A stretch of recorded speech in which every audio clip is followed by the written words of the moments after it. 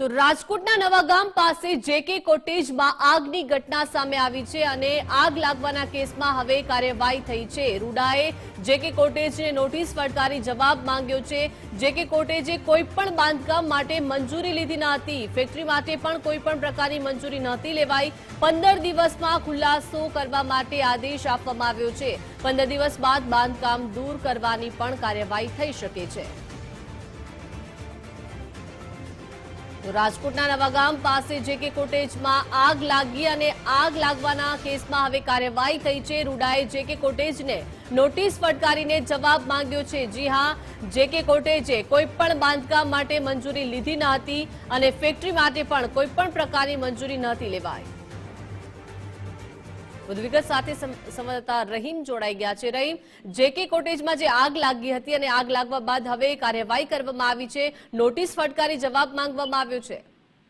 ચોક્કસપણે દીપિકા, જે રીતના જેકે કોટેજમાં આગ લાગી હતી, કેમિકલનો મોટો જથ્થો છે તે યુનિટની અંદર પડ્યો હતો।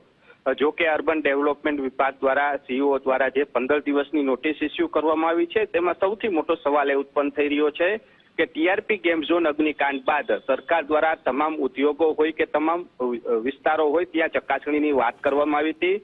તો આટલા સમયથી આ ગેરકાયદેસર યુનિટ ધમધમી રહ્યું હતું, નથી કોઈ પ્રકારની મંજૂરી લેવામાં આવી, ન હતી કે બાંધકામની મંજૂરી લેવામાં આવી।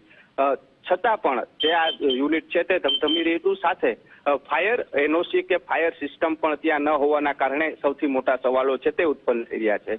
જો કે હાલ 15 દિવસની અંદર નોટિસનો જવાબ આપવાની વાત કરવામાં આવી છે, નહીં તો આગામી દિવસોમાં જે ડિમોલેશન છે તે કરવાની કાર્યવાહી હાથ ધરવામાં આવશે। એટલે કહી શકાય કે વધુ એક વખત તંત્ર છે ઓફિસમાં બેસીને જ માત્ર કામગીરી કરતું હોય તે સાબિત થઈ રહ્યું છે। જ્યારે પણ આવી આગની ઘટના બને છે ત્યારે મોટા મોટા દાવાઓ કરવામાં આવે છે, પરંતુ ખરા અર્થમાં જ્યારે રિયાલિટી ચેક થાય છે, જ્યારે આવી ઘટના બને છે ત્યારે ખબર પડે છે કે આ ગેરકાયદેસર હતું। એટલે સૌથી મોટો સવાલ છે કે ઓફિસમાં બેઠેલા અધિકારીઓ માત્ર ઓફિસમાં બેસીને જ કામગીરી કરતા હોય તે સ્પષ્ટપણે સાબિત થઈ રહ્યું છે।